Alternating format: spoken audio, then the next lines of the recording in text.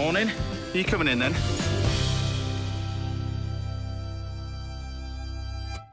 Good morning, and what a special show we've got lined up for you today. Today's going to be a good one. We've got social media star Joe Sugg will be here in the house all morning to chat about his love of nature over a couple of delicious recipes. Me and my trusty Minnie are heading down to Devon, another one of my classic food adventures around the UK. And we're joined by one of the greatest chefs this country has ever produced, where my good mate Daniel Clifford takes over the kitchen a little bit later. And if you're looking for recipe ideas for vegetables, then that are banging season right now, then don't miss this week's little masterclass in cauliflower.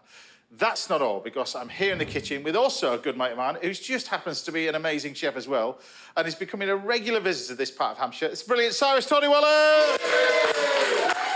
We're kicking things off today, and I'll be showing you how to make a classic Scotch eggs that I'm going to serve with a simple little garlic rapeseed oil mayonnaise. We're going to get onto the rapeseed oil in a second, because that's the base of this. But first of all, run through the ingredients for a classic Scotch egg. So we start off with, obviously, sausage meat. The best way to do that is by really good quality sausages, as simple as that. Take it out of the skins. It's already done for you. It's already seasoned. You don't have to do anything else. The eggs themselves, these are soft-boiled. 6 minutes for a medium egg. Straight into boiling water, take them out into iced cold water, then they're peeled. So they're sort of soft-boiled. And then we've got the flour, egg and breadcrumbs. So this is your seasoned flour, your beaten egg, and your breadcrumbs. This is called tapane. So we've got this combination of flour, egg and breadcrumbs, which I'm sure you have in India as well. Yep. This combination. Everyone does that. Everybody does it as well. But there we go, flour, egg and breadcrumbs seasoned. And then these breadcrumbs that we're using panko crumbs, which are sort of a dried and shaved rather than a classic sort of breadcrumbs which are just blended and dried. These give you a much more crispier... and a fluffier texture. Fluffier, crispier coating on the outside as well. Now, to start off with these the Scotch egg bits, first of all. So what I'm going to do is start off with a little bit of water in our bowl. And it's a good idea to get your hands wet first of all, and then take some of this sausage meat. You want sort of a little ball like that, and press it into your wet hands. The important bit is if you use wet hands, it stops the sausage meat sticking to your fingers. And you want it sort of nice and even, about 1/2 centimetre thick, would you say? Something like that, all the way around there. And then take your egg and pop it in the centre. And you want to encase this in. Now, as you encase it in, it's important that you sort of bring the sausage meat around this. And the important thing also is make sure it's nicely encased, but there's no air in there. Absolutely. Because it'll pop. You got a big crack in the middle. Yeah, big crack in the centre of it. So what you want to do is just get it like that, mould them all so you can't see almost the join, which we've got in there. And then it goes in the flour, first of all. Think of this, the glue part of it. Then in the egg. This creates that nice little bit of glue. And then in the crumb.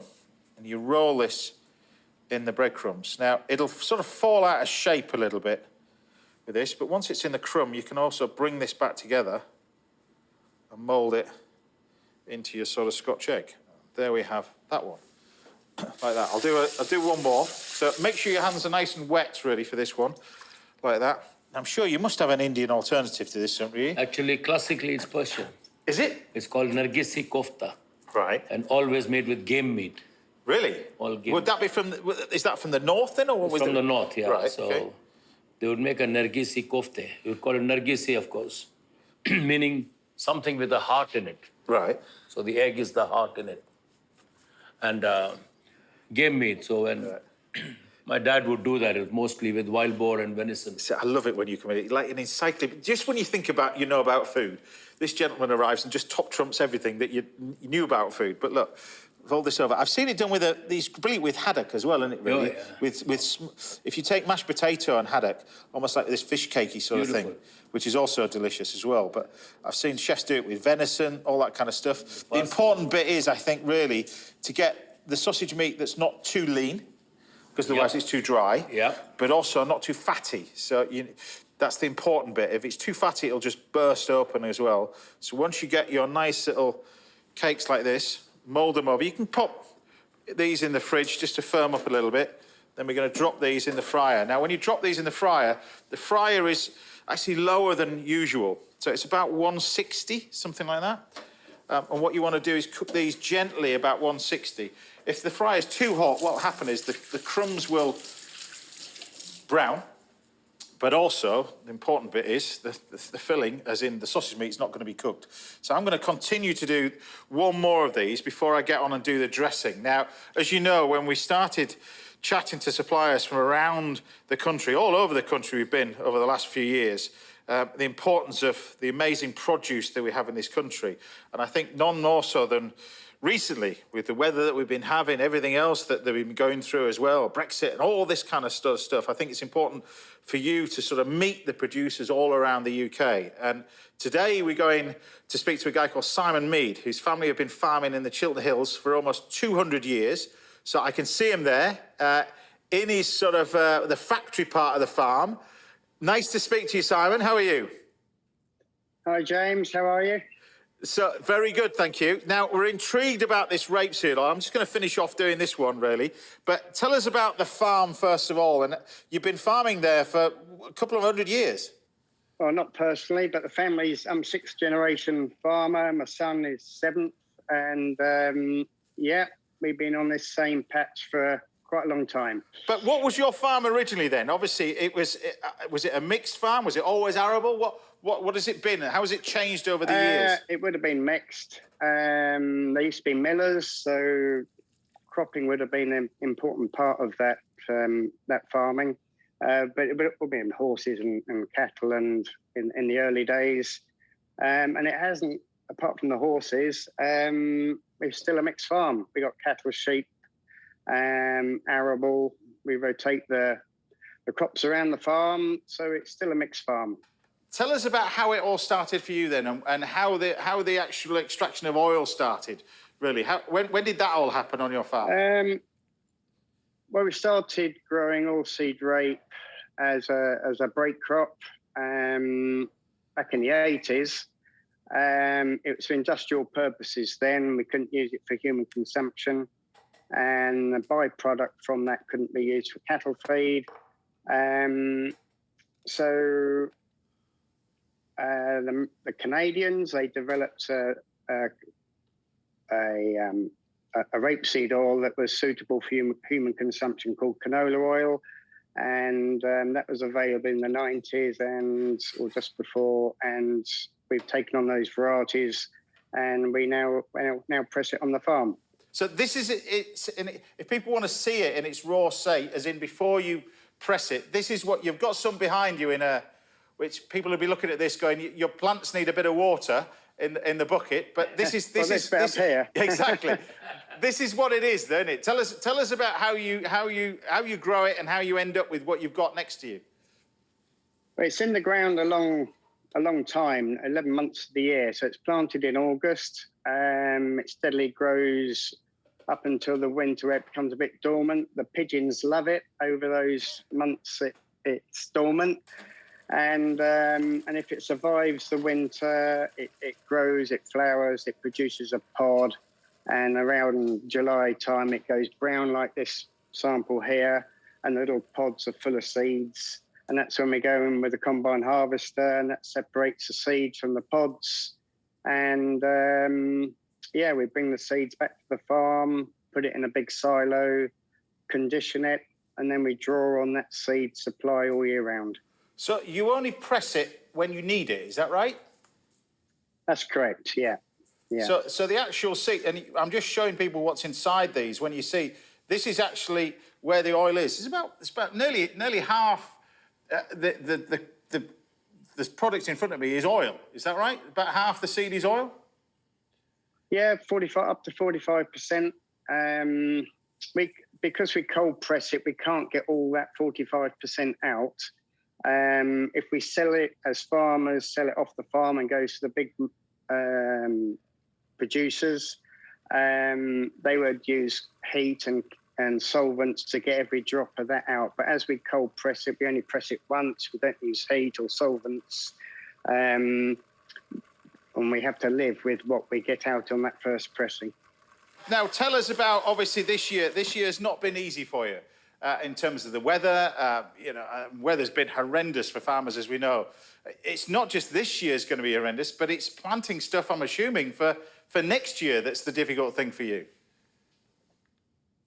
Yeah, right across the board, not just on the farming side of things. Vegetable growers are struggling with getting the crops in the ground for the autumn. You know, the cauliflowers, the broccoli and such forth. They're all going to be pretty short this autumn. That's what they're saying anyway.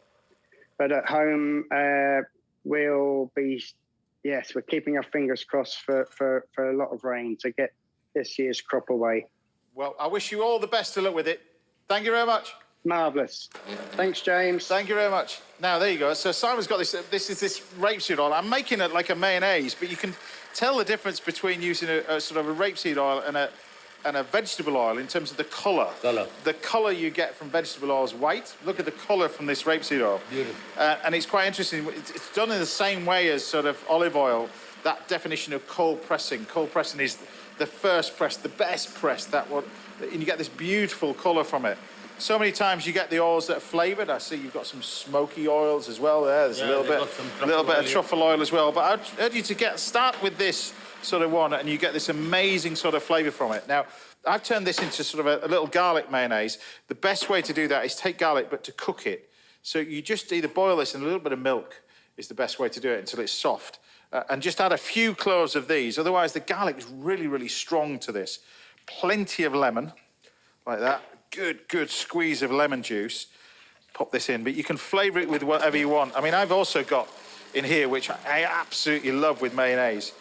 You take some watercress. You can actually add fresh watercress to this, and it produces a lovely colour. Sure. It takes this. Look, I'll add a little bit to it, but you can just sharpness there. Yeah, you can put some fresh watercress in here and blend it, and it produces this amazing flavour with it. This lovely pepperiness as well. But I'm going to keep blending with that. A little bit of black pepper. Now, obviously, the more watercress you add, the greener it will become. That's that one. You've got your little pot over here. But this is your simple little rapeseed oil mayonnaise, look. I mean, it's just ace. And once you make it like that, it lasts for what, 4 or 5 days in the fridge? Easily. Like Easily. So we're just going to lift this out. Bit of that. And then, of course, we got the Scotch egg. We then take these out like that. Ah, they look great. Important just to leave them to cool a little bit, I think, more than anything else. We'll grab our nice little bit of blueshy watercress. There we go. And then I can lift these out. There you go. Should I open one? Yeah, of course you should. Of course you should. I knew you'd say that, you see. Yeah. Again, because that's the important thing is, again, the boiling of the egg. Oh, look at that. That's perfect. Right? Nice little bit of that. Do you know what? I'm quite happy with that. So there you have it. My Scotch eggs, perfectly cooked. A nice little bit of sort of rapeseed oil, watercress, garlicky sort of mayonnaise to go with it. There you have it. Easy as that. Right, still to come, we got dishes from Cyrus and Chef Daniel Clifford, and I'll be serving up a plate of pork for Joe Sugg very shortly, but don't go anywhere, because after the break, me and my Mini are hitting the road on another one of my food adventures. Do you want one? You can have them all.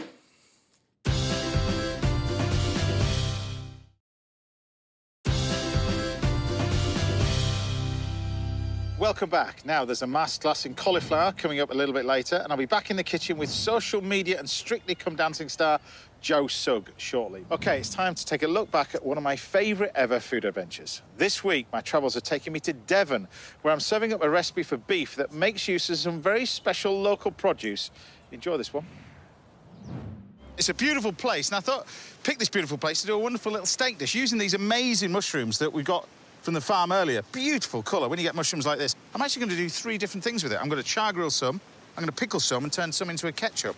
But I'm going to serve it with this lovely Dartmoor beef, which I've got from a lovely butcher just over the top of the hill there. But you can see this is absolutely beautiful. I'm just going to char grill this and serve it with a selection of mushrooms, because I think it's the perfect combination. So a little bit of black pepper and a nice amount of salt. And I've got my barbecue, my trusty barbecue heating up, and we'll just stick this on. So we'll cook 3 steaks in there. This one's for my dog. Now, while that's cooking away nicely, we're going to turn our attention to our pickle. Our pickle is really simple. We use rice wine vinegar for this. Don't start using malt vinegar, it'll completely destroy it. It's not pickled onions you're making, it's pickled mushrooms. And for that, you just pop the vinegar in the pan, like this, with some sugar and a bit of salt. And a nice amount of salt as well. So all you want to do with our pickle is just bring this to the boil. Looking good. Now I'll wash my hands. Sorted. Meanwhile, over here, we're going to turn our attention to these wonderful mushrooms. Now, when you're pickling mushrooms, pick the ones with great colour. These wonderful farm mushrooms, look at these. You just peel them off like this. They're just fabulous. Look at the colour of that. It's a thing of beauty, look at it. We take our pickle and we just pop our mushrooms in and just allow these to wilt down. And just look at these ones. Gorgeous. We just break these mushrooms up. Like that. I'm just going to take a few of these and just soften these nicely. All the while, we'll just keep our eye on our steak. Oh, look at that. Beautiful. Right, well, that's on. A few more of these mushrooms, why not? Just break them open like that. Just with a few of those in there. It really transforms the flavour. Just leave those to one side. Meanwhile, we turn our attention to the rest of the mushrooms. We can then grab our nice large ones that we've got in here. Just look at these fellas. Colour of them. Amazing. And you can actually treat these like steak. Literally treat them like steak. Cook them like steak. Nice little bit of olive oil. Keep my eye on my steak. Oh. Oh. Just look at this. Delicious. And then a bit of salt and pepper on here. And then we just pop these straight on the barbecue.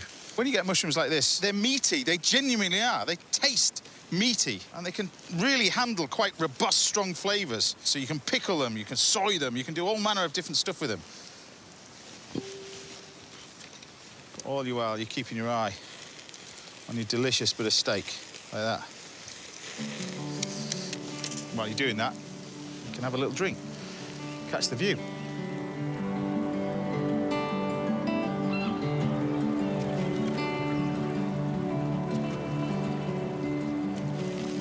See, look at these. Look at that. Beautiful mushrooms.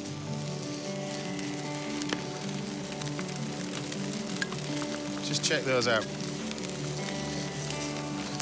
It's all under control. Right, while our steaks are cooking nicely, our mushrooms are just going to leave to one side. You right there? Look, and then I'm going to turn my attention to what I've got in here. I've got a mixture of sort of these wonderful little shiitake mushrooms, and all I've done is just basically bring this to the boil with water, nothing else. About 200 grams of mushrooms. You can use dried mushrooms if you want, but fresh like this are amazing. And then what you need to do is pass this liquid off. Don't throw it away, because that's the bit you need. You can keep the mushrooms, use that with garlic butter, that kind of stuff if you wanted to, but the liquor is what we want. And all I've done is mix that with some rice wine vinegar, a bit of ketchup mayonnaise, which is like a reduction soy, that kind of stuff, a bit of soy, a bit of sugar, bit of salt, brought it to the boil, and then thickened it. But you thicken it with this sort of stuff. It's called agar, which is like a seaweed powder. If you're doing anything vegetarian, you can use it for jellies, that kind of stuff, instead of gelatine. But what you're going to do is set that, let it go cold, set it, and then blitz it. And in here, I've got this amazing mushroom ketchup. This is brilliant with steak. But all I'm going to do now is just take our steak off, because this is ready. Just look at that. And then I'm going to top this with a similar sort of flavouring. We're going to use some of this. This is ketchup mayonnaise. It's a really, really strong sort of flavoured soy. It's wonderful. With steak, chicken, even mushrooms, it's just delicious. But you just brush that over the top. We can grab our plate and take our wonderful char-grilled mushrooms. Just beautiful as they are, really, like that. And then I've got some of these pickled mushrooms. They are amazing, these sort of things. But particularly these type of mushrooms. Don't go pickling a bit of button mushroom. They look a bit odd. Just a few of these on over the top. Get rid of that. And then what we can do is grab our steak. You need to leave it to rest as well.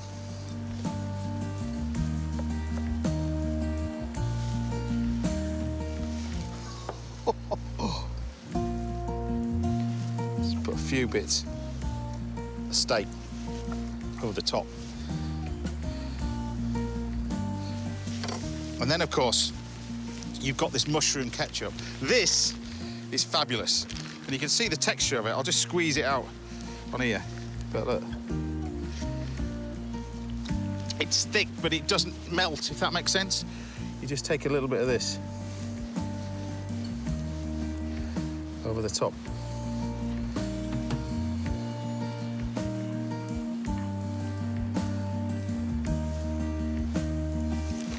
And there you have it. My barbecued steak with a soy glaze, mushroom ketchup, pickle mushrooms, and char grill mushrooms. How good does that look? Enough for two? One, actually. Only kidding. Steak and mushrooms this delicious? I'd be Billy No Mates if I didn't share it with this crew. Now, it's an amazing dish, that. I remember it tasted wonderful.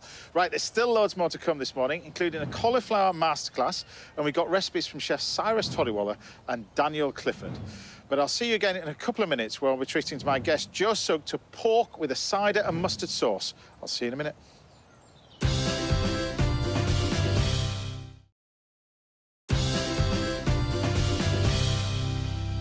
Welcome back. Now, coming up, I'll be teaching you everything you want to know about cooking and preparing cauliflowers in this week's Little Masterclass. And Chef Cyrus Todiwala and Daniel Clifford will be firing up the hobs very shortly. But first, I'm joined in the house by a man who's a social media star, ballroom dancer, a presenter, an actor, a writer, and now a gardener. It's Joe Sugg. Hello. Welcome to the house. Was there anything I missed out of that as well? I sound like a Swiss Army knife.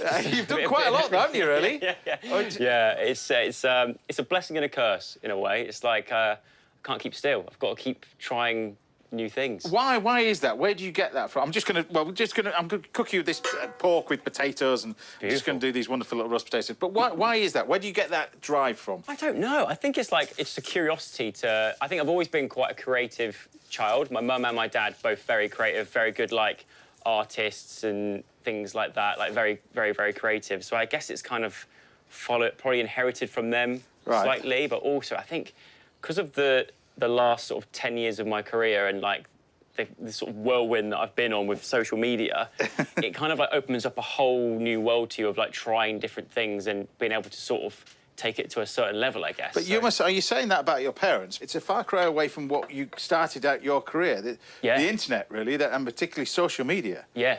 You got that from your sister, wasn't it? Yes, it was, yeah. So my sister, she would be known on the internet as Zoella, so she kind of, in a way, sort of paved the way in that kind of, I guess, that kind of YouTube sort of era. Right. This is going back 10 years ago now. Oh, such a long time. Such a long time ago. And, that's an awful long time, yeah. I mean, she's always kind of been, in sibling relationships, there's always one who is, the leader, I feel like, and I'm the younger brother. Right. So she was very much like the director. But, yeah, so I sort of gave it a go. I appeared in one of her YouTube videos to begin with, and people wanted to see more of me, so I thought maybe I will give this a go. But at the time, I was still a roof thatcher, but I started doing the YouTube stuff as a bit of a hobby on the side. Right. And when I started, you could make money from it, but it wasn't what it is today, probably. So it was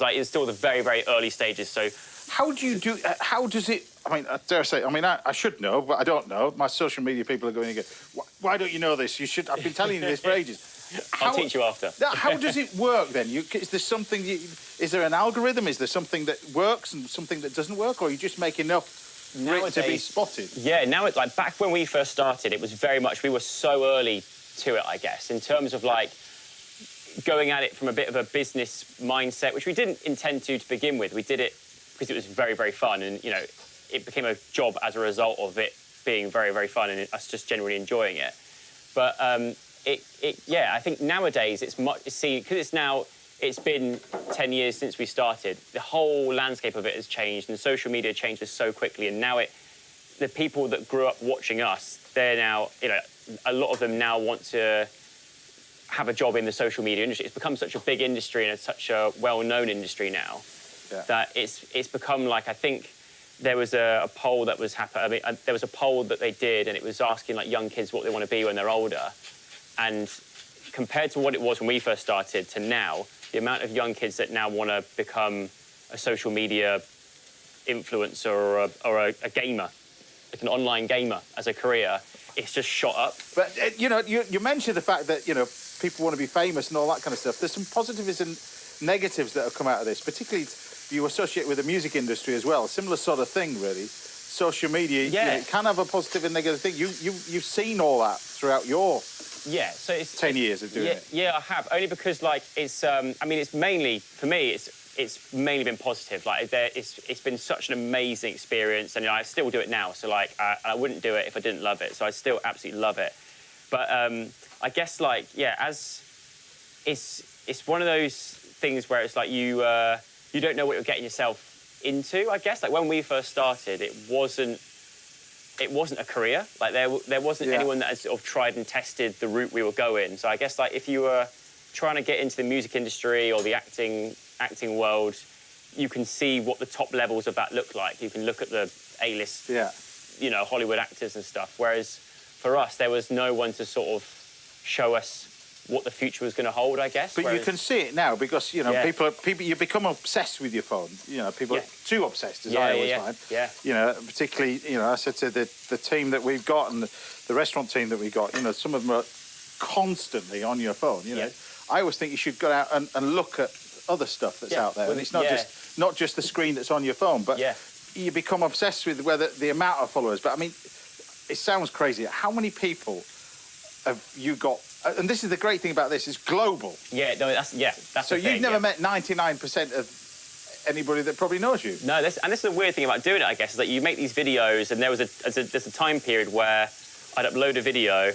I refer to it as a golden age. I used to upload a video, and then next morning I wake up, and it would be on like 1.2 million views just overnight. And that's because obviously America wake up and then watch it, and it's like, it's a real sort of like, it's hard to comprehend because it's just you see a number on a screen. But it was when you got to go out and actually meet those people, that's when it sort of hit home as to like how big this thing was and what an unusual but incredible sort of career we had. And you go from that into sort of hit shows as well. I mean, we've got to talk about Strictly. Because you're coming out of something like that, you're the first sort of internet person to be involved in Strictly, you know. Because that must have been quite difficult, because, you know, Strictly audience.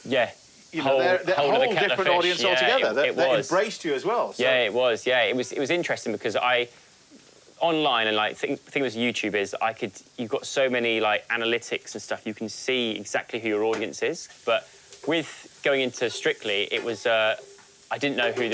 I knew of the audience from watching the seasons previously. I had an idea of it, but it was a whole new audience. So when I was announced, it was met with a lot of who? Like, never heard of it. And you get it every year. Joe, the same thing when I did it. I did it 16 years ago, to be honest. They were going, who? Who's that? Who's that geez? That's that geezer that with the bandana on a Cooks on an Afternoon on Ready, Steady, Cook. That's what, to know you. That's what it was. Anyway. So just going to quickly go through the sauce for this. So I've got some shallots, got some garlic, got a little bit of thyme. I'm going to take a little bit of brandy, just to this. You don't have to, but we're just going to take a little bit of brandy. Well, hopefully. Sit back, my hair's quite long. Yeah, a little bit of brandy. I'll flame that. Not too much, because I like my grapevines. That's going to go in there. And then we got some cider. Ooh. Yeah, so this cider makes the most amazing sauce. You don't have to put brandy in it, but I think cider with this tastes amazing. So I've got the pork, which we pan-fried, which is just leaving to rest there. I'm not going to overcook it as well. And the idea is bring this to a boil now, and I'm just going to add some cream and different types of mustards to it. The potatoes cooking in the oven as well. But I mentioned at the top of this, you're a jack of all trades as well, author. Yeah. How many books is this one? Which number is this one? This is actually my fourth book. Yeah. But it's the first one that's non-fiction. But this is totally different. Totally different change for you. Yeah. It was a real experience. I had.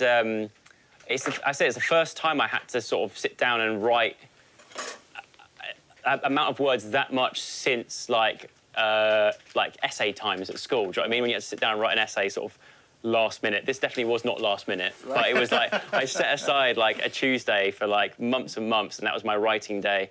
And it was very, in a weird way, a very therapeutic process. Because the ethos comes from the fact that you left London. Yes. You know, in that sort of surrounded busyness of London, you've left that, and now you've come out to the countryside now. Yeah, back to my roots. Isn't this in amazing, a way? though? You know what? I think it was during that whole lockdown time of when we were only allowed out for like one walk a day, that sort of era, and just going out and then being like, do you know what? I appreciate being out, just going to like my local, because back then I was living sort of southwest London, so I'd walk to Battersea Park, and just walking around Battersea Park, it was just, it had a complete shift on mood, and it's like, I sort of learnt to sort of spend less time scrolling through my phone and just appreciating what's around me, and having like making sure that sort of the balance between, I guess, like nature and the online world. It's going back to what we were saying earlier, and it's amazing now. You actually, you know, every so often you look at your phone and you realise how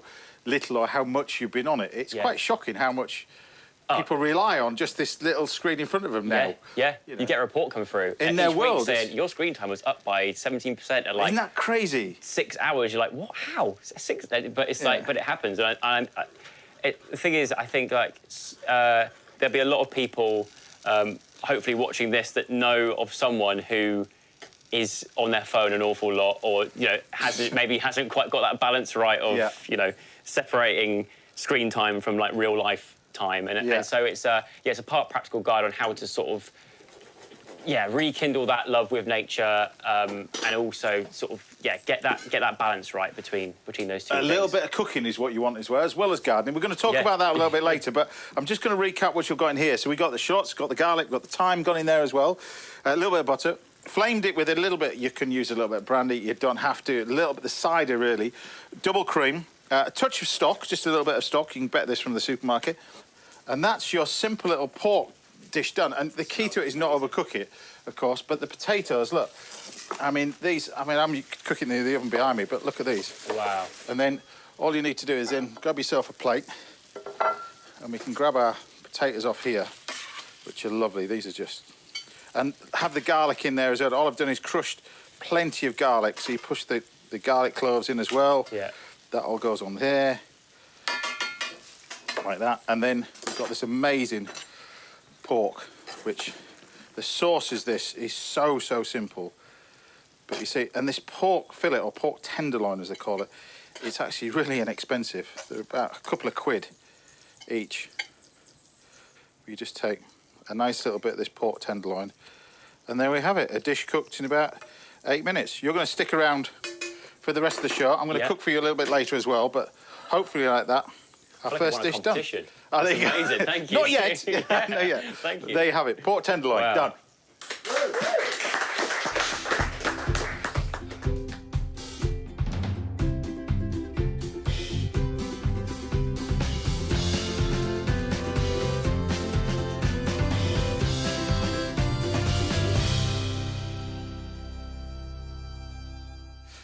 Well, there you go.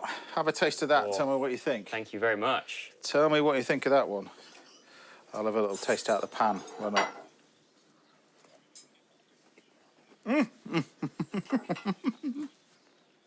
So good. Nice, You're my new favourite person. It's nice, isn't it, really? So good. That's nice, that. And it's so quick. It's like 8 minutes. And that is the sauce as well. The sauce is so simple. Such a good sauce. Right, we're taking Joe to another French classic, chicken chasseur. You don't see that on the menu very often, but it'll be on the show in just a while. And top chef Daniel Clifford will be cooking for us very shortly. But join me after the break, when the one and only Cyrus Todiwala will be serving up some masala fried fish. Enjoy that one. See you in a bit.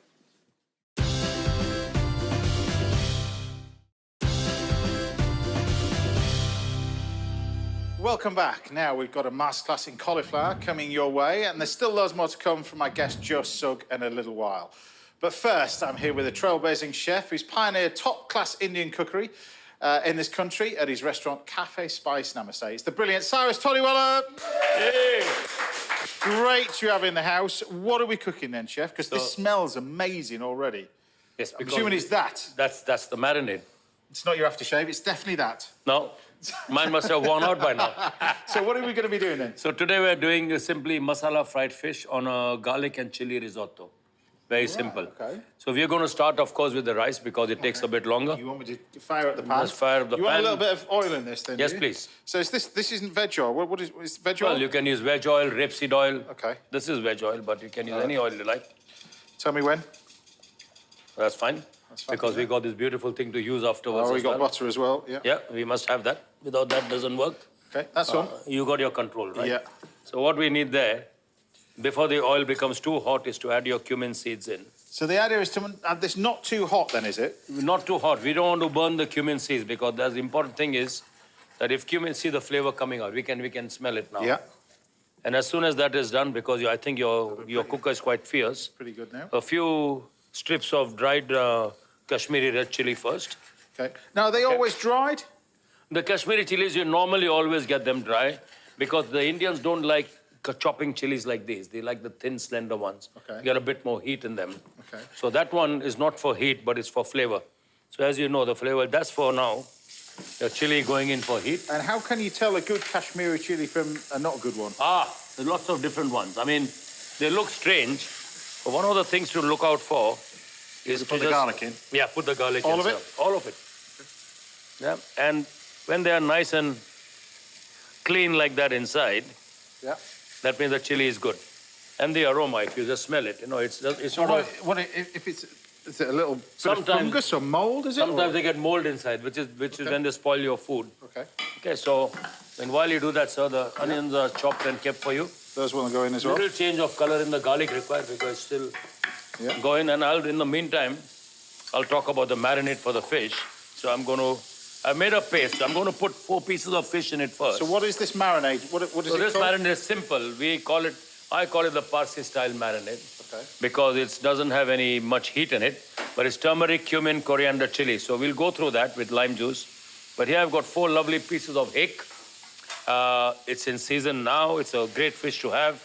White, very sustainable as far as British waters go. Because we just finished, we just come out of Sustainable Fish Week, Yeah. which is a great information-led week about what people should be buying. Yes. And particularly the fish around the UK, which is changing all the time, isn't it, really? It is changing all the time, and I'm the Oceans Ambassador for the Marine Conservation Society. And one of my... Yes, I am, unfortunately or fortunately. Yeah, I am the Oceans Ambassador for the society. Well, next week I'm going tagging and releasing tuna off the south coast. I didn't realise Is that the... you get huge waves of tuna to come in this time of year. What's that tuna called? Is the famous tuna that you get on the south coast? A big one. Yes, but it's only for a month or 2. Yeah, that's September is the month I don't know. That's the one. That's the one I'm going catch and release. Yes. So what have you got in here? Okay, so I put changing in the subject here. What's turmeric powder, cumin powder, coriander, bit of chili. Now chili powders vary. Okay. Some are really, really hot. Some are not so hot. So tell me about the powders then. Should people buy it little and often rather than big?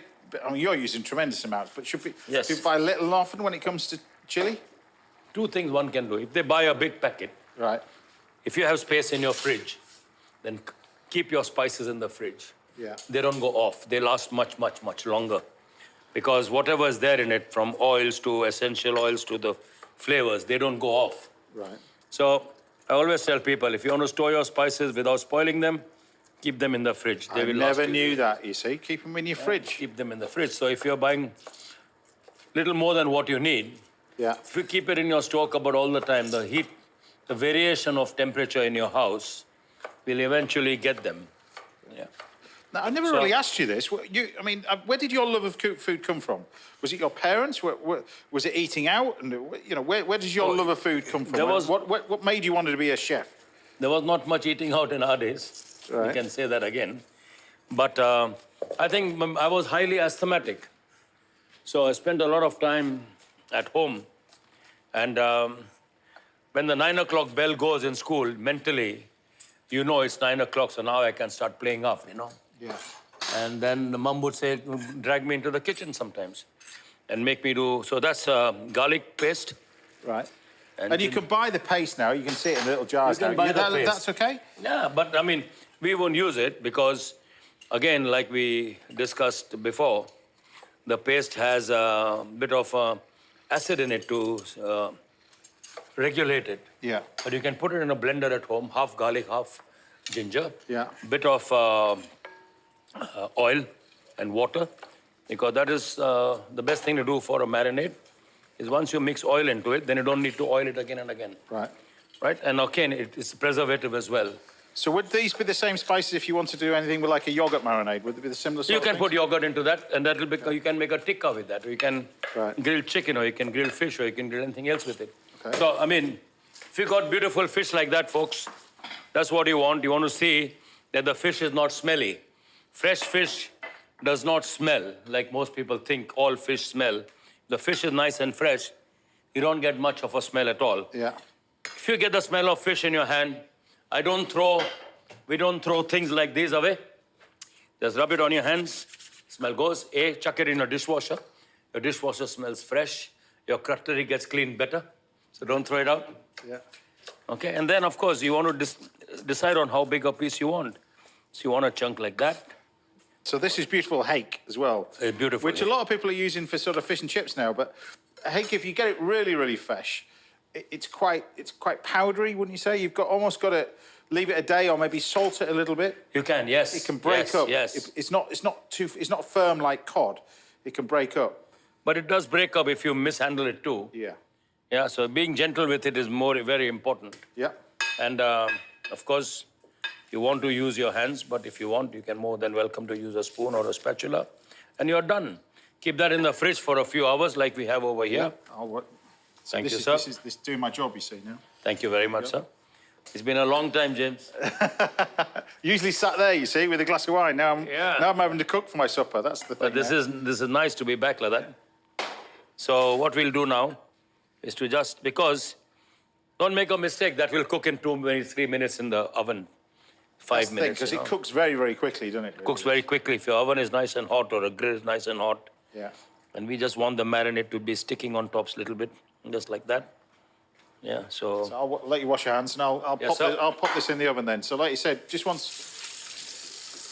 about 3 minutes. I'll keep my eye on that. A nice hot grill. I've got the risotto cooking away nicely. Yes, sir. There you go. So tell everybody about your restaurant, really. We never get a chance to talk about your restaurant in London. And So the new Cafe Spice Namaste. yeah, this is your new place because you've moved. Yeah. We moved. Yeah. The new Cafe Spice Namaste sits on the docks just behind or facing City Airport. Yeah. And of course, the skyline of Canary Wharf. And Well, you got nice fish near there, haven't you? Really, from Billingsgate. actually, people, yes, It's pretty nearby. handy, isn't it? You It's can hop, walk skip, there. and jump. Yeah. It's hop, skip, and jump. But actually, in the water, though there shouldn't be, we've got people fishing there. Right. It shouldn't be, but they are pulling out, and people would think that London water is dirty, but they are pulling out bass that size Really? from the water. I've seen pollock coming out, and no one stops them, of course, which is what I don't like. But people are pulling out good amounts of fish from there. So that means the Thames is getting cleaner and cleaner. So we are nearly there. So we're nearly So there. I'm not far off. Do you want this fish finish off with a little bit of lime or Yes, sir. something? Just the finish. We'll give it a rest for a minute or so. Okay. Because this In the fish is not meantime, far let's off. grab some of this. And how long would you leave this fish in there for before? I would leave it for 6 to 8 hours, Okay. at least. You can marinate it the day before. I'm only saying that because I'm going to have that for my tea tonight, so I just need to leave it in there for. Yeah, I'll just leave it in there. Just put it on a tray, bake it in the oven. Nice salad with it. Sounds good. Yeah. Sounds good. Nice salad. The fish is looking. I'm going to put a few bits of pepper inside now for flavor. Yeah, Okay, fish just is to give it perfect. some flavor and color. You can add in spring onions if you like. You can add lots of mushrooms in there if you like. The most common risotto for poor vegetarians in this country at one time. I love the chunk of butter that you just put in there as well. This is a chunk of butter. I think I put a little slice of butter.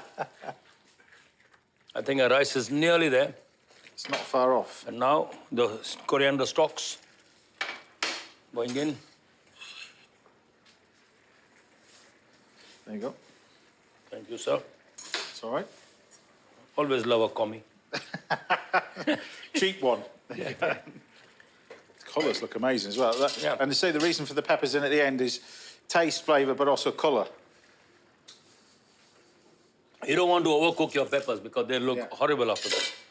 Right. Okay, then I'm done. Yeah, that looks really good to me. Yeah, ready when you are. We've got 2 plates here. Your fish is ready. Yep. So I'm going to turn that off. Looks amazing. That off? Ah, it's off now. Your fork there ready. Let's plate that in. It doesn't take that long, really. Texture's lovely. Look at that.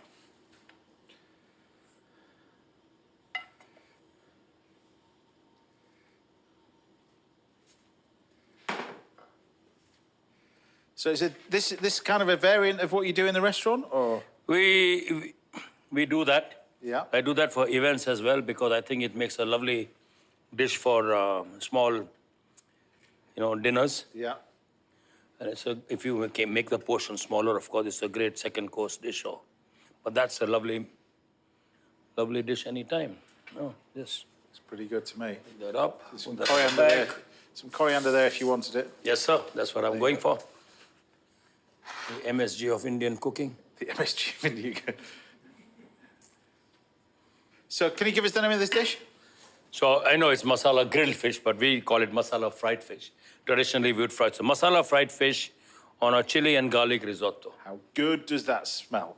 Cyrus, Todiwala, everybody. Brilliant.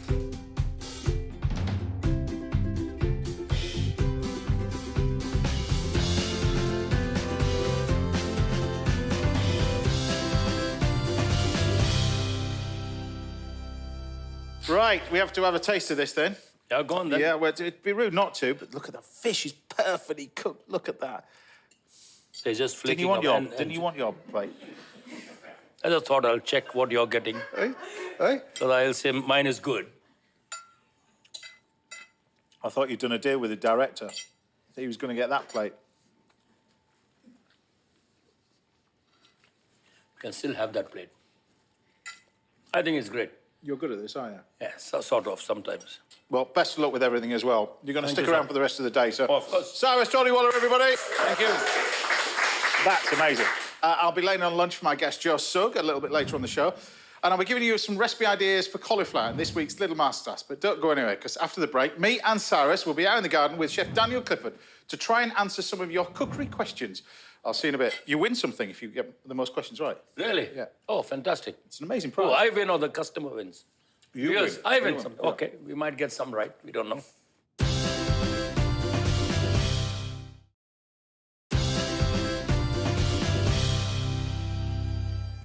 Welcome back. Now I'll be giving you a masterclass in cauliflower in just a few minutes, and I'll be chatting some more to my guest, Joe Sugg, at the end of the show. But first, I'm here out in the garden with Cyrus Todiwala, and we're joined by a chef whose Midsummer House restaurant has put Cambridge, in fact, the whole of the UK, on the culinary map. It's the fabulous Daniel Clifford. Thank you.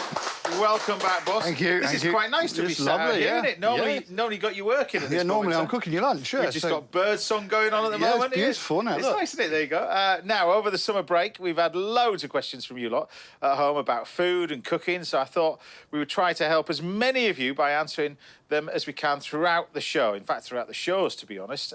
So if it's okay with you two, you're going to be... It's like a quick-fire answer. Perfect. The winner of which gets a speedboat. Okay. You're miles from the sea anyway. I want that's the- I want perfect the for it. bully. Yeah, exactly. Exactly. So we're going to start off, and there's some really good ones. I'm not going to start off with those, but there's some really good ones later on as well. Which we do this chef's thing at the restaurant, and where people ask questions to the chefs, and these ones are always the popular ones as well. So we're going to start off with a couple of food ones first of all. Yep. This comes from Liz. I've got quite a lot of turnips in the veg box. She gets these veg boxes thing, which I think is a great idea, seasonality-wise. No idea what to do with them. They always seem to taste sour with her. So, turnips. I peel them, put them through a mandolin really fine, use them like a coleslaw, or I would cook them in tin foil, garlic, butter, some rosemary, some thyme, and bake them on papillote, and then I would basically just like roast them in the oven afterwards. Dauphinoise are good with as well. You could do Of like course you can, potato and yep. turnip dauphinoise. Yeah. But even though, turnips are also seasonal, though we can see them in the market. But if you're getting them in season, why not make it in some lovely pickle? So simple pickle. So an Indian pickle or Indian like pickle, a Japanese sort of pickle? No. Vinegar. A little bit more oomph in it. A little bit more oomph. Yeah, but not so much vinegar in it, as Right. much as you would put spices into it, and then let it cool, slowly settle down into a lovely pickle. Right, we've got D. I can never get onions to become crispy. Soggy onions aren't great in a nice biryani. Crispy onions. Easy. So buy the smaller onions first. Okay. Buy the small onions, core it out, slice it as thin as you can, wash it, soak it in chilled water for about 15 minutes, drain it out completely, squeeze the water out unless you have a salad spinner, and then fry them. And they will stand. Deep fry them slowly. Take them off and let them drain well, but take them off when they're lightly golden because the carryover cooking makes them black otherwise. Okay. And then they'll be standing up like that. So you're learning as well while we're doing these. Washing the onions, I hadn't heard of that one. Yeah, exactly. I'll be honest with you, that's going in the notebook. There we go. Brilliant, you see. And moving away from food, this is more on sort of us and our opinions of bits and pieces. So we've got Margaret. What's the favourite country you've visited for food? Well, the favourite country for food in the world? I know. Because it changes. Decade to decade. Regularly, it changes. I mean, having worked in Switzerland and France, yes, comes as first choice. Yeah. And worked with them old masters. But if you, I mean, for me, going through Italy, just driving around, stopping anywhere, I get great flavors, great food coming through. Right. So I do love going back to India. What about yourself? I think France is still, like, really in my heart, only because of the regions, because you can drive through the regions and, you know, there's nothing better than a peach straight from the market that's never been into the fridge. And the cheeses, like, you know, you go through Loire Valley and then you get down to south. It's amazing, but for me, the key destination in France would be Lyon, because that's the home of... home of classic French cooking. Yeah, exactly. Beautiful. Well, it's interesting you say both of these countries. You got the French mentality when it comes to food, that they're almost always right when it comes to food, and that's the problem with, I think, over the years, they're not willing to embrace food from around different the world. cultures. That's what's made our country stand on the culinary map. Well, we've got inspirations, and I don't think any of us are scared to try different things. I think in France, they're still very much down to their discipline. But then when you look at the Italians, it's very flamboyant even before you get the food. The country that I really like, and I just think it's just amazing, and they're both similar in a way in terms of the way that they look at their food, is Japan and Spain. Because I think they've got phenomenal ingredients. They're brilliant at cooking them, and they just put it in front of you and go, there you go. Yeah, they don't... I know it's the best. I don't need to tell you. But we know I love that. Yeah. You go down San Sebastian and you're in heaven. Oh, amazing. And Japan is always... If I was going to go anywhere for the weekend, San Sebastian would be... San Sebastian. And Japan is one of the places where if I wanted to book a whole day, and hopefully, Margaret, you're looking at sort of foodie destination as well. The best San Marcel and Lyon.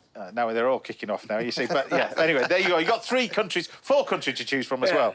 Well, this is a good one. Penny, this is the question that a lot of you need to ask a lot of chefs. What do chefs eat when they're not working in the kitchen? Now, I know that if you don't answer this correctly, the chairs are electrified, and I'm going to electrify both of you. OK.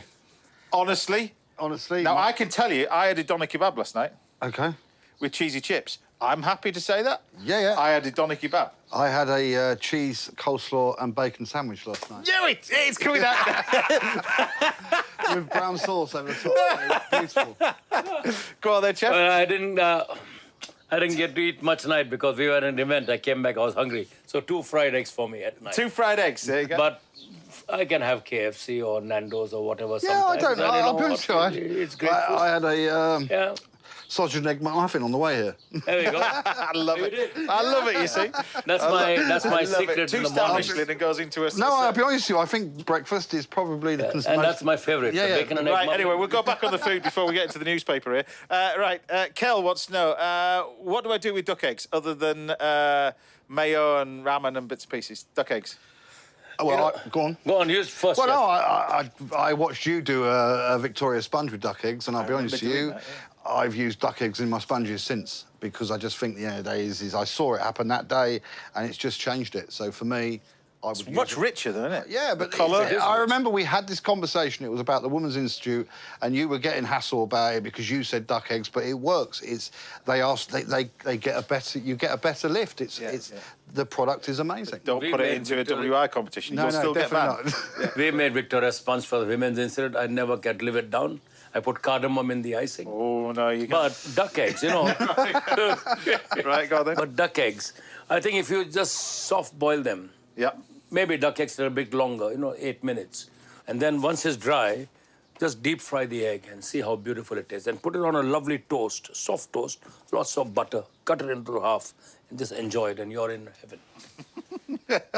Right, two foodie ones, really. Bob lives in the south of France, and one of the plants that he has loads of in the garden is celeriac. Really? Apart from shredding it and putting it into salad, which is remoulade, isn't it? So, celeriac remoulade over there. What else can I do with celeriac? I absolutely adore it in soup. I think it's amazing, thinly sliced and fried in crisps. I think it's just fantastic. Celeriac. Puree is beautiful. Yeah. So cook it in milk, blend it down afterwards. A little bit of the milk is absolutely stunning. Salt baking it is just, so make a salt crust, egg white, flour, and lots of salt. Make a nice crust to go around, bake it in the oven. The thing about salt baking, especially vegetables, is don't break it out as soon as it's cooked. Leave it an hour, hour and a half to relax, and so all the juices go out and you get that salt penetration. And then you can cut that into discs and fry that. Beautiful. Pickles? Pickle, definitely. I use them in my pickles. I'm looking at him because I'm thinking what he's saying. Yeah. But pickle, but also, so we shave it very thin. Yeah. Cook it with some onions, ginger, garlic, and green chili. Okay. Bit of cumin. Arrange it in a pan, and then break 2-3 eggs on top, and just cover the pan and let the eggs curdle on it. Ah, nice. And they taste amazing. Just cut the egg out and eat it with the celeriac. I'm an eggy man, so you know. Nice. Right. I've noticed that, Chef. You're doing a lot of egg work today. Exactly. It'll be sponsored by the Egg Bureau next week. You can find that one out. Right. Now, one more question from Tim. I've tried so many times unsuccessfully to make sweet potato chips. I can never seem to get them crisp. What am I doing wrong? I'm assuming because they contain quite a lot of sugar, quite a lot of water. I think that's the biggest problem. And I think the end of the day is the only way you can get them crisp is cut them really fine and then fry them until they are really crisp, because you're not going to get that chip. You're never going to get a sweet potato to crisp on the outside and be soft in the middle. For the simple reason is there is too much sugar in.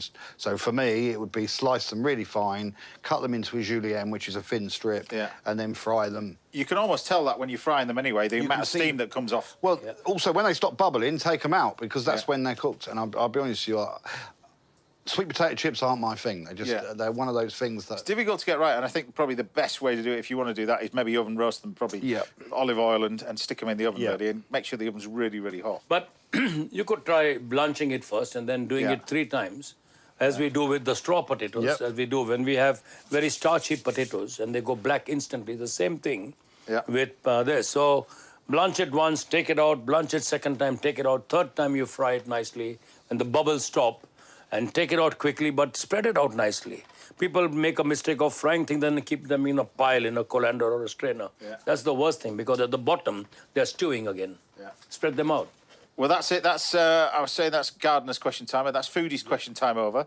Now you know what chefs like to eat. There you go. And whether they want to go and eat out for some food. That's all your questions done for today. But if there's anything you'd like to know about and want to ask in terms of cooking, then do get in touch. We'll try to answer them right here on the show. Now, Daniel, you're cooking a little bit later. Something different. Now, this is a trademark dish, isn't it? Really? I'm looking forward to this one. What is it? So it's slow-cooked salmon with white chocolate and caviar. White chocolate, caviar, salmon and caviar. Yeah. Fantastic. Yeah, this is... I think this would be the best dish I've ever cooked you. It's a unique way of... it's a unique way of cooking the salmon, and I think the end of the day is like... Yeah, I'll be honest with you, this one is... it's a love or hate dish, and I think you're going to love it. Oh, sounds good to me. There you go. Now, as well as Daniel's dish, I'll be serving up a chicken chasseur for my guest, Joe Sugg. So don't go anywhere, because after the break, we've got a masterclass in cauliflower that you don't want to miss as well. I'll see you in a bit.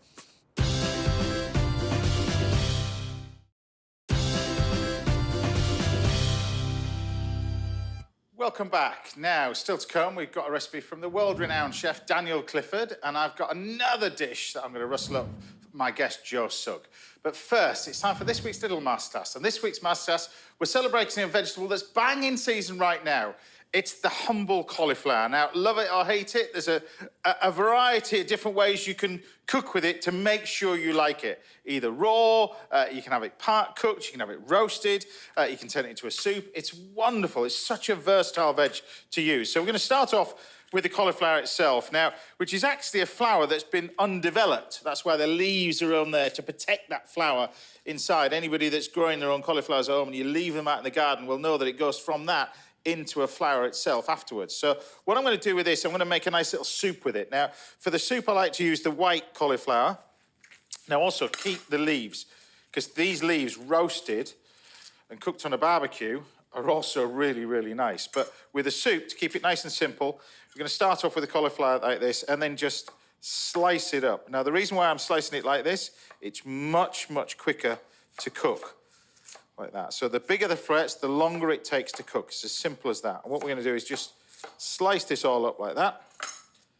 Take our pan, pop our cauliflower in our pan. Now, the great thing about this soup, it doesn't contain any other ingredients apart from the vegetable that you're using, the cauliflower, and milk. All right? And you just want to take some milk like that. So just pop the milk over the top.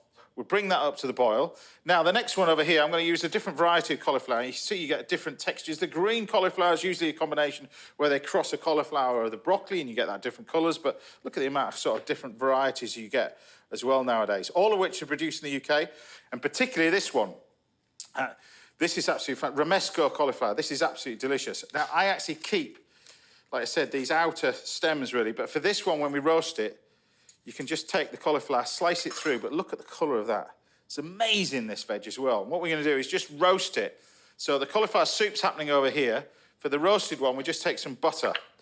And this is where cauliflower, you can add so many different other flavours into this as well. So a combination of butter and oil. So I just use a little bit of veg oil in this, like that. And we're going to take our cauliflower and pop it straight in our pan and start to roast this. We just want to get a nice bit of colour on this, and this is where we can increase the flavour of the cauliflower. Now, there's several which works really well with this, and it goes particularly well if you want to do this with a soup as well, is a little bit of curry powder. It's fantastic, this flavour with cauliflower. But what I want to do first of all is just get a nice bit of colour on this first of all, and this is where we use a combination of oil and butter. The butter will start to burn, but look, you've got this beautiful, look at that. Glorious when you just cook veg like this. It really, really is. So we've got a nice little bit of soup cooking away nicely there. And then this is where we can add a little bit of the curry powder. We can just put that into the mix, into here.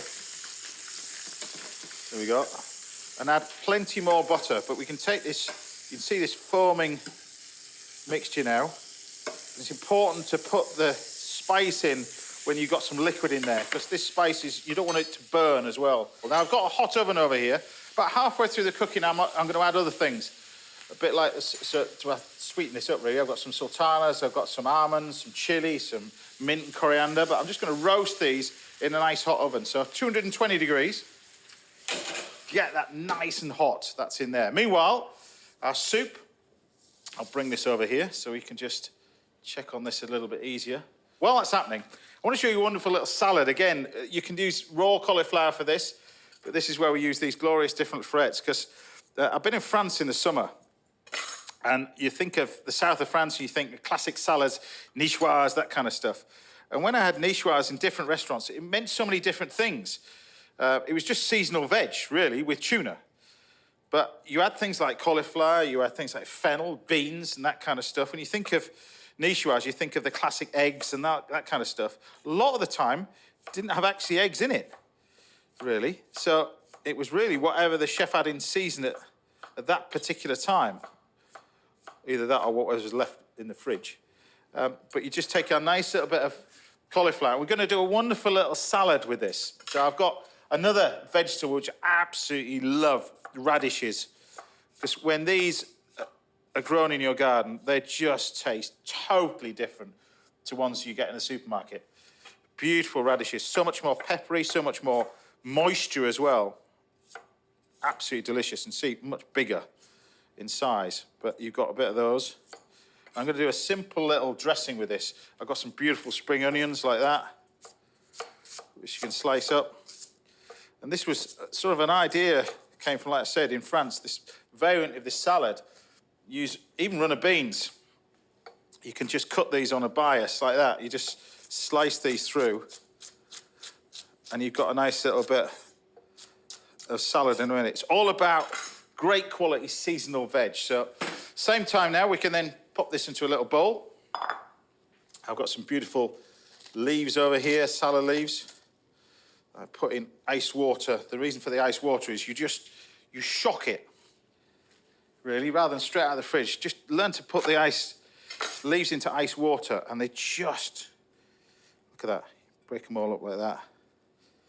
Nice and simple. And then you can grab our veg. And this is what I loved about France. Look, they just stuck it all on. Look at this for colour. Like that. And then the dressing. The dressing for this is classic French dressing. Now, once you learn and you master this, it's ace. It always starts off with a little bit of mustard. Dijon mustard, really. So a touch of Dijon. While that's happening, we're multitasking now. I've got my soup happening over here. I've got my cauliflower roasting in here. Looks pretty good. Same time as roasting the cauliflower, we'll take our sultanas now. They can go in. Our almonds can sprinkle on the top. They can go in. And back in the oven. All right? So back to our French-style dressing. Mustard, Dijon mustard, always Dijon mustard. White wine vinegar, 1 part white wine vinegar to 3 parts vegetable oil. Never, ever olive oil, vegetable oil. We mix that together. Now you can see already this mixture split. And so many times you have a classic vinaigrette, French-style vinaigrette, and it's creamy. It's not split like your conventional oil and vinegar. Now, to bring that together, it sounds really weird, but you add a little bit of water, about a tablespoon of water in there. And if we mix this together, this dressing instantly goes creamy. This is your classic French-style dressing. And then all you need to do with that is take your dressing and sprinkle it over the top of your salad, and there you have it. Apart from the weather and Jules Taxi playing on the radio, I'd be back in France. Sorry, French, there are other music icons out there. But we just take a nice little bit of salad. It's so, so simple, that, and tastes amazing. So this soup is now ready. It's cooked. So you can see that the cauliflower's cooked. And we're going to take this and just pop it all into your blender. Now, it's a good idea to reserve a little bit of the milk back, because that'll change the consistency of the soup. So when you're doing that, we'll just pour all that lot in. Oop. Try and get it all in there. There you go. So what you do is pop this onto your blender. Now, it's important when you're using this blender in particularly, you double check to make sure Sam, our beloved Sam, who works for us over here, hasn't turned this on to full whack. If she does that, then I go on Gogglebox for the next 6 months as it sprays all over the place, which was what happened last time. So turn this down, fire it all up, and blend it. Now, if you wanted a puree of cauliflower, you just add less liquid, exactly the same way. But what we do now is just blend it really, really well. And I can tell this is a little bit too thick, so I'm going to add a touch of milk to make sure the consistency is right.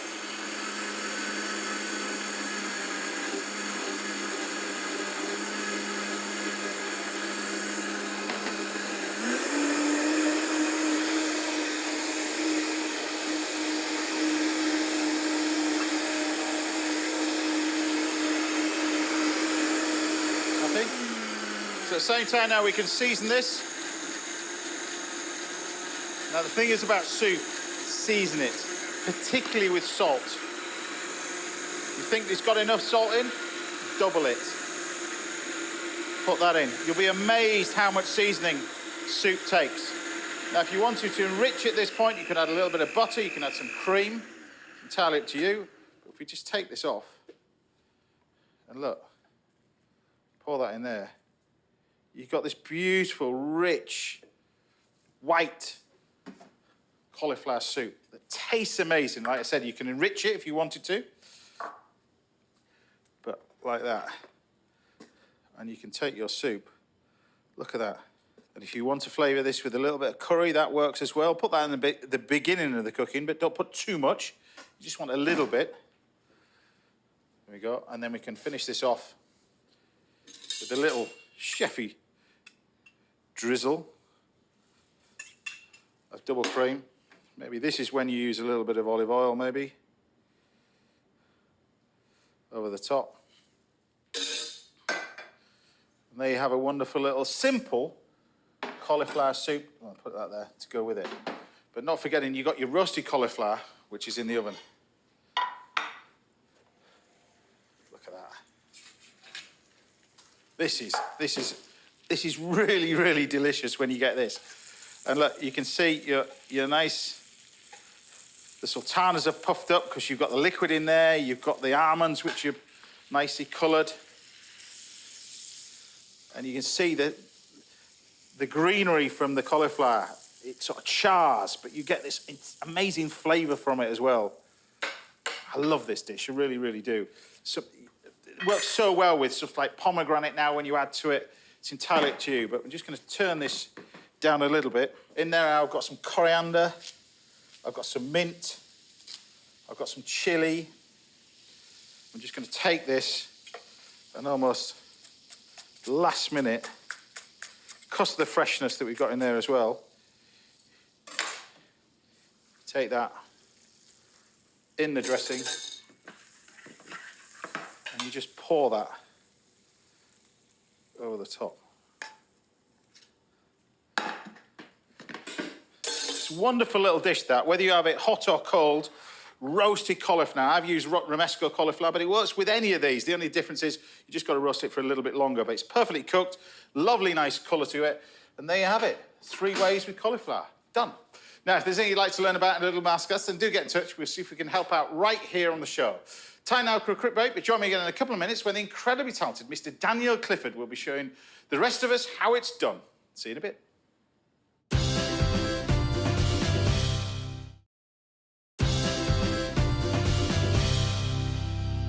Welcome back. Now I'll be making a chicken chasseur for my guest Joe Sugg very shortly, but first, be prepared to be blown away, because whenever this man is in the kitchen, the food is utterly spectacular. Please welcome to the house, again, Mr. Daniel Clifford. Thank you very much. I've put you on a pedestal now. Yeah. Now you're not shaking, because the last time you were here, we had Claire Smith in here. Yeah. I've never seen you anything like it. No. Tell me about this. Yeah, I didn't watch that show because of that reason, so I probably won't watch this one now. So first of all, tell us the dish that you're going to be doing, because this is a trademark of yours. Yeah. So this is salmon. It's basically a salmon and white chocolate dish. So I've been doing it for about 10 years, but obviously COVID and some time gave me some time to think about it, and obviously things have moved forward in the industry. Yeah. So what we're going to do is, this is a salmon dashi. Right. So basically it's a normal dashi that I've infused with roasted salmon skin. Yeah. The salmon itself has been cured in a hay salt, so it's basically freshly baked hay. So we bake hay in the oven, and then we blend it with fresh salt. And then what we do is we wrap it in, cure it like a gravlax. Yeah. So then that goes into the little plastic container. I know it's very strange, this. And then we... Well, if anybody wants to see a little insight of your mind, you've got to go onto this snack thing that you've been doing as well, because that... Snack Masters. That, when you decided to do sort of, what was it, a shreddy... I mean, you were pulling your hair out at one point. Well, yeah, because I was up against Claude, wasn't I? And Claude kept on phoning me, day in, day out, telling me that he'd finished and he'd done this and he'd done that. It was brilliant. And he didn't turn up with nothing, didn't he?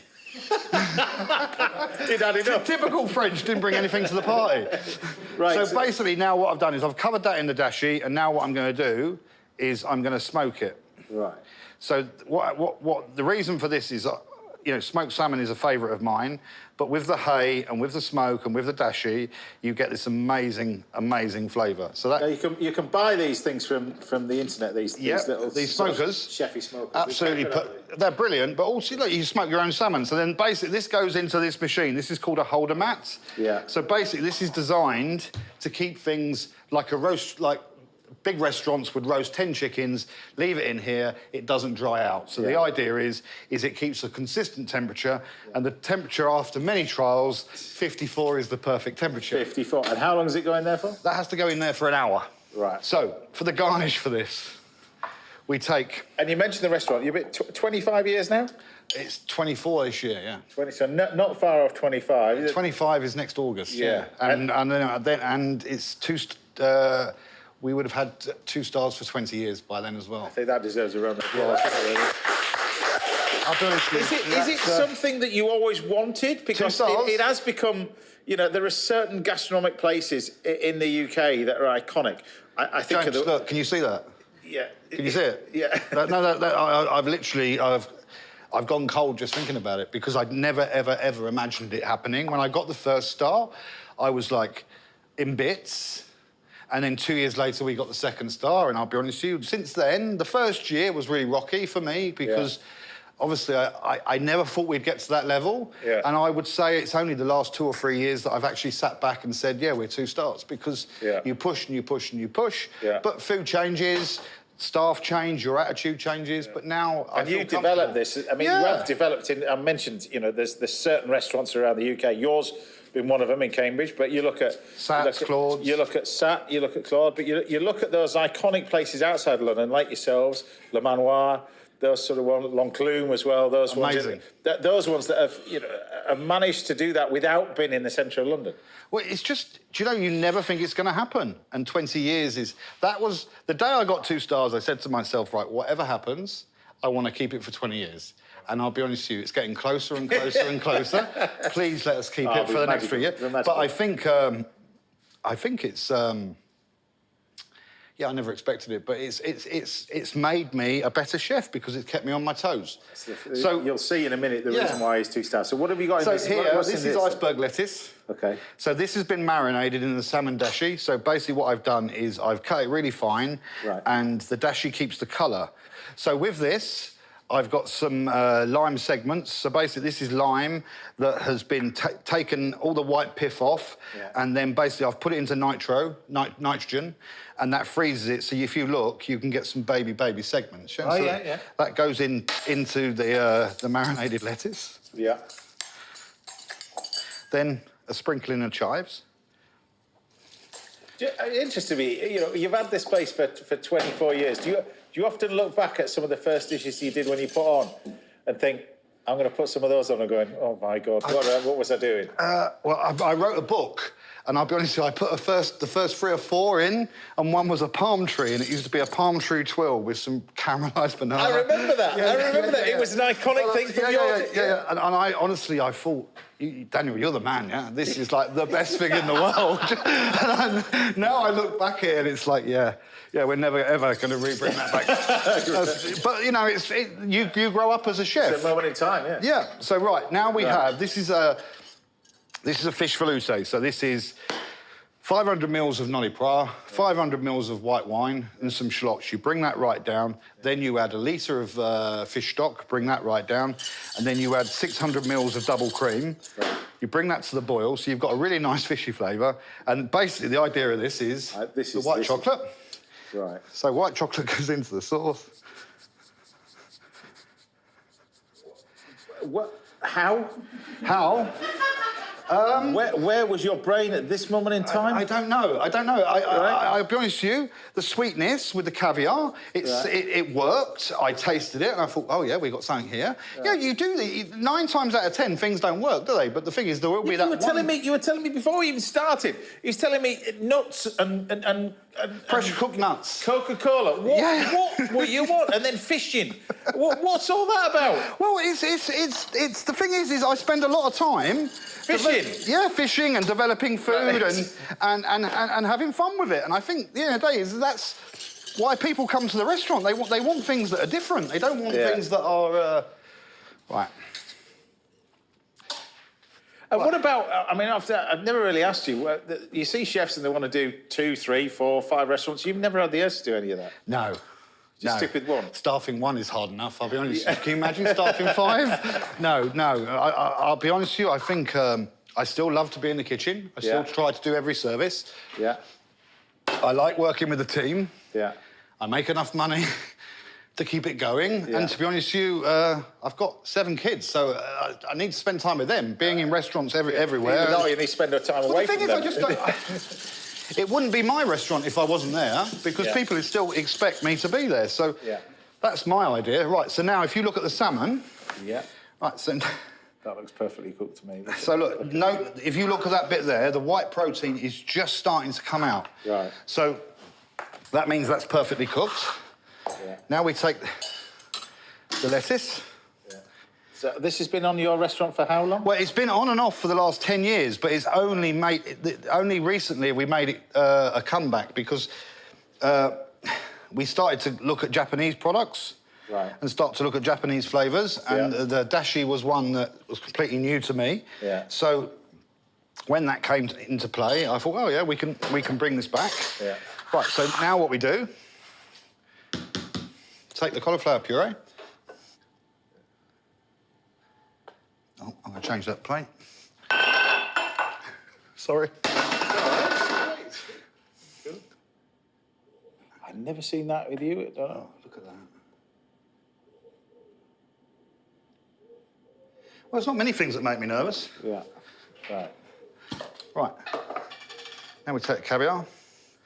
So this is the herring roll one? So this is smoked herring roe, yeah. And it's got a much more stronger flavour in smokiness. So now what we do is build a twill. What is this? So this is a white chocolate, but we've caramelised the white chocolate. So we've baked it, to be honest with you, I microwave it. So we microwave the chocolate, break it down into a tiny bit of crystals, and then we add the sugar and glucose to it, and then we bake it.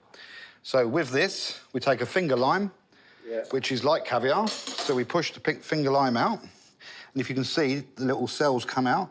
This gives you...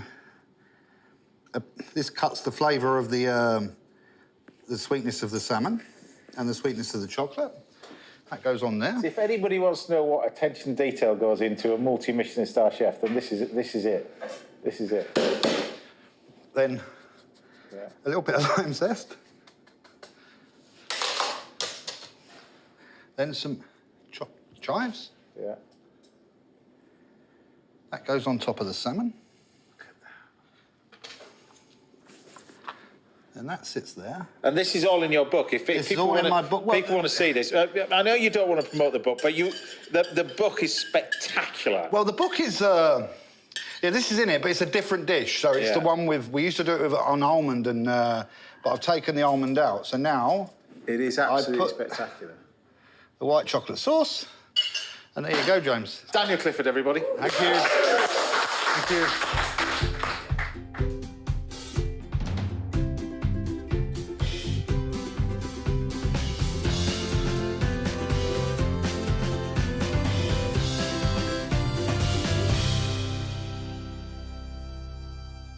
This looks spectacular. And you reckon this is... See, last time you were on here, you did this scallop thing. Well, what time before that, you did the scallop thing. I said it was one of the best dishes I've ever eaten on TV.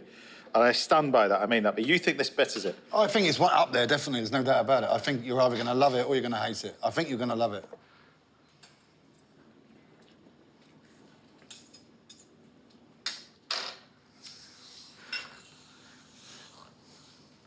Mate, there's no need to be nervous, is there? No, I'm not nervous. That is just...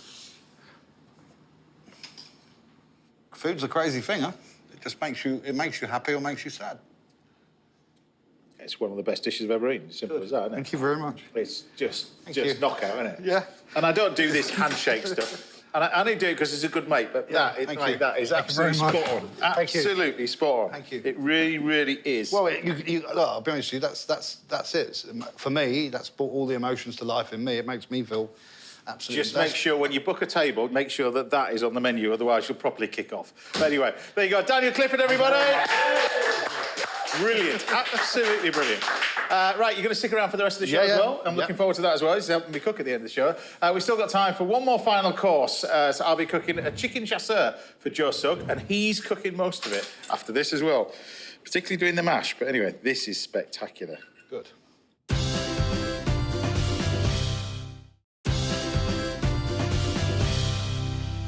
Welcome back now to the last part of the show, but I'm back in the kitchen with my guest, the one and only Joe Sugg is here. Yeah! And to keep the applause going, because my sous chef for this cook just happens to be the two Mrs. Star, Daniel Clifford. You think I'm going to leave you in a room over there? Well, we're back to normal now. You've got to work. Exactly. You've got to work. So we're going to make this wonderful little dish. Now, I had it in France about 2 days ago. Chicken chasseur. I love it. I love it.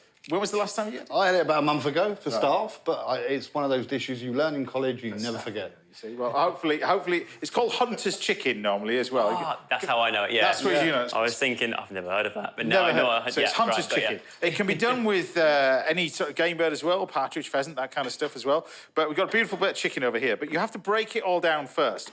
So the first thing we're going to do is remove the legs. So for that, we just remove the little tops over here.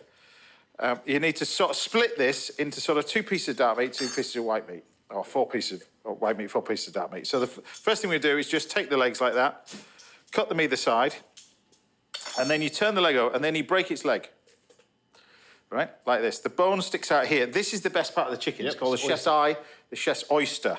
So this is when you were at college. If you get this wrong, you get 2 marks. If you get it right, you get 10 marks. I need a pen and paper. So you can see where the chicken walks around, look.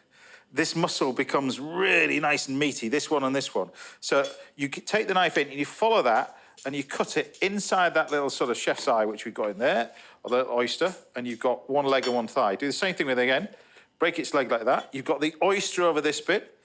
It's the part of the chicken that you need to fight over. So next time you roast a chicken, first thing you do, before you do anything, turn it over and eat that. Right. Because that's the tastiest bit. So what I'm going to do is take the chicken now, and we're going to cut this into legs and thighs. I'm going to pass it to Daniel. We're going to start pan frying this, so I'll get that pan nice and hot for you. That goes on here. So we'll start colouring this as well. So you can use a combination of butter and oil if you want to, Chefy. Thank you very much. All right? Loads of butter. Okay, yeah, exactly. But we're going to cut a little V either side of here. And if you cut there and cut through, that's now another piece of chicken that we've got on here. So this is classed as your white meat as well. So you've got 4 pieces of dark meat. You've now got 2 pieces of white meat in here, which leaves you this bit. Yeah. So then all you do is you trim this through, like that. The French would probably cook this carcass in as well and pick on it. And then what we can do is just take this chicken like that, through there, and with a proper sharp knife, just press on it and break it through. So then you have now 4 pieces of dark meat, 4 pieces of white meat. Like that. We'll leave that to one side, all right? Yeah. I think I've lost most people at this stage as well. All right? Now, we're talking earlier about your book, which we'll get onto a second as well, but I failed to mention a part of your career as well, the West End as well, because this is something... I mean, it's an amazing opportunity for you to be doing all that. It was, yeah. It was off the back of doing Strictly. I had an audition to have, a West End debut in the show Waitress. And it was an amazing experience. I'd never sang on stage ever in my life. But I absolutely loved it. It was such a great experience. The cast I worked with, they're all so lovely, and it's an amazing experience. It's amazing opportunities arise out of something as big as Strictly, isn't it? Yeah. I suppose, because you think of something that you're doing, and YouTube, we talked about that as well. So how many followers you've got across all social media now? Across all of them, I can't remember the last time I counted, but I've been told that it's close to 20, I think. 20 million?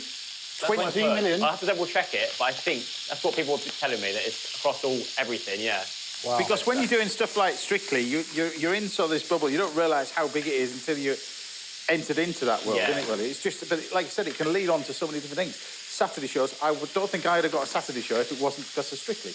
There we go. That's it all stuff. Things do come from it, yeah. And that's like, I feel that's kind of what my whole career's been like, is sort of riding a wave, just sort of leaping from one thing to another. But that's what's good. It keeps it, like, for me, keeps it fun and entertaining. Well, the variety of stuff that you're doing as well. I mean, we mentioned the book. This is the book, if you didn't see it earlier.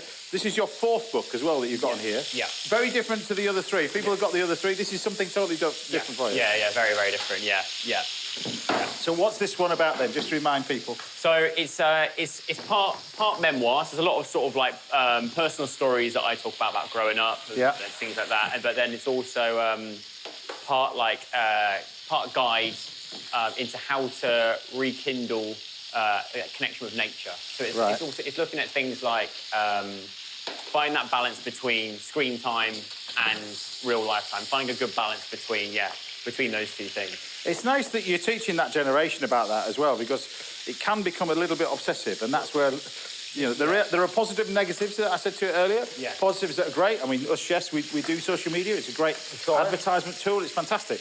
But there can be a negative effect to it as well. Yeah, definitely. I mean, I've seen both sides of things. I mean, one thing that I used to get quite a lot is sort of like burnout, I think, and you can, you know, if you've got these, essentially got these computers at the palm of your hand that do everything, and so it can get to a point where, and I definitely found myself in a position where I was just spending so much of my time scrolling, looking what other people were doing, and just filling my brain with stuff that I didn't need to fill my brain with. And then so I sort of had like a little sort of self-realization of like, I actually need to work. This is becoming addiction. This is addiction to a phone, and you know, it's. Because you must find it as well. You've got kids. Quite a few kids. Yeah, quite a few. Must, that was been polite. Yeah. How many the last count? 7 now. 7 kids. You must find that awful lot. They seem to tell me all the time how I'm behaving on social media. Yeah. Right. Yeah. Because it is. I mean, like I said, it is a powerful tool. But I think as chefs, you can embrace it, but sometimes you quickly learn. It's the comments. When people make negative comments to you, it's very hard to bite your tongue. Yeah. And it is. It's difficult, but we've learned to deal with it. Yeah, exactly. His tail's going like that. Yeah, exactly. So we've got a mashed potato over here, chicken chasseur, hunter's chicken. You can do this with partridge, you can do it with pheasant, you can do it with guinea fowl, that kind of stuff like that. What we've got in here is I've got some onions. I've got these little baby shallots as well that you can buy these frozen. These are frozen little shallots as well, these little baby pearl onions. Tomato puree, a little bit of lardons in here. And then we've got the mushrooms. They go in. And then tomatoes. Now, there's 2 ways to do hunter's chicken or chicken chasseur. There is a classic sort of brasserie way, and then there's the chefy way. The chefy way would be to take the tomatoes, to take the concasse, take the seeds out of it, take the skins off it, and then dice it all up that you were learning at college. And throw all the nice stuff away, and then just put the flesh in. And throw all the nice stuff away. Exactly that. Or there's the sort of classic brasserie way, which I had in France, like I said, a couple of days ago, would be to take the tomatoes and throw them all in. A bit like coq au vin, it's got wine in it. It could be either red wine or white wine. Coq au vin could be either red or white wine. It doesn't have to be either. So you can take a little bit of this. That's going to go in. And then we've got some stock, chicken stock. That goes in. So you now add this chicken stock. And what we want to do is bring this to the boil. Look at this mashed potato. Look at this mashed potato. It does look Just good. a little secret. You've got to work it out because apparently his dad's an amazing chef at making mashed potato. OK. So no pressure. I'm going to up my game. So push on, chef. Up your game. Up your game. We're expecting at least 2-star mashed potato out of this. OK. All right? No pressure. And then you've got the key to hunter's chicken is this sort of stuff. This is tarragon. All right? Now, I know you're a keen gardener. Yeah. You must be growing your own herbs. Yes. With a degree of success or not? With this nightmare weather that we've been having? That's the thing. It was going so great until the weather that we've had. It has made it very, very difficult. But I've had loads of cucumbers. Right. I've had loads of potatoes. My new potatoes actually worked, which I was really happy about because my granddad used to. That was like his sort of speciality. Right. So I was so happy about that. Tomatoes, they're doing all right. So yeah, we've had some runner beans, green beans. So we've had enough for. Cucumbers, you can make amazing sauces out of it and stuff like that. Amazing. Yeah. Cucumber ketchup. I've been soaking mine in Coca-Cola and then barbecuing them. Really? Amazing. Look at this. You've been doing what? Yeah, soaking them in Coca-Cola. Right. And then sprinkle a little bit of brown sugar and then straight onto a barbecue. Like on a skewer? Yeah. No, they just cut them straight. Yeah. And then griddle them. They're beautiful. I'm going to try that. Yeah, beautiful. I'm going to try that. Because I've grown a load and I've had loads, so many this year. I want to know what you've been drinking when you've got all this white chocolate. You wait till my next dish. So look, we take our chicken out. You can either put the lid on it and finish it off on the stove, but what I've got in here is we've got the oven on. We then just pop it in the oven. And then this is where it can go in the oven for about an hour, something like that. Look at this, look at this. And you've got this sort of hunter-style chicken. And this is where I think it should be. You just sort of, yeah, this is, look at the colour of this. And you want it sort of, I don't say, they say not, I shouldn't be saying this with next to a Michelin star, multi-Michelin star chef. Not perfect, does that make sense? It is perfect, but do you know what I mean? The fat should be separated and split a little bit. I mean, this is just, to me, just the simple stuff like this. You take your... Look, John, I'll let you do the mash first. Yeah. So give me the secret of how to make the perfect mash. Well, I would have boiled the cream first. Right. But my potato was already in the pan. Right. So I would boil the cream first, and then I would add the potato, and then... How do we want this on the plate? However you want it. However you want to scoop it, chef. However you do want to do your fancy scoop. Try my best. My dad used to do it in a little mountain. A mountain? OK, we can go mountain.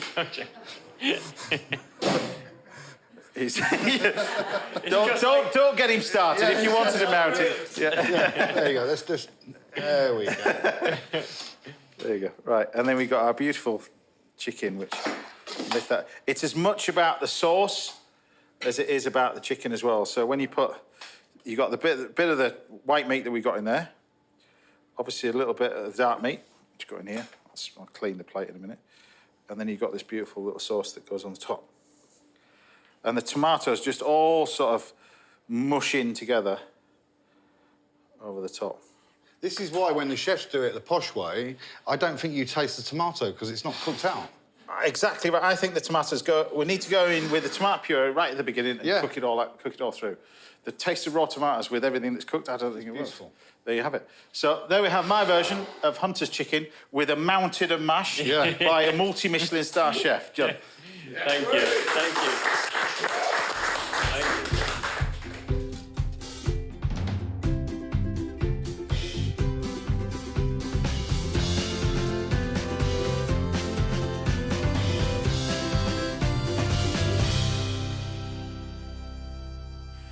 Joe, there you have it. Oh, thank you. Well, best of luck with the book. Thank you very much. Best of luck with everything you're doing, and best of luck trying with that mash because you know, pressure's on now. Pressure's on now. Chef, have a taste of this. I can't believe the last time you did this was staff food. I think it's brilliant. Oh, Dad, close your ears.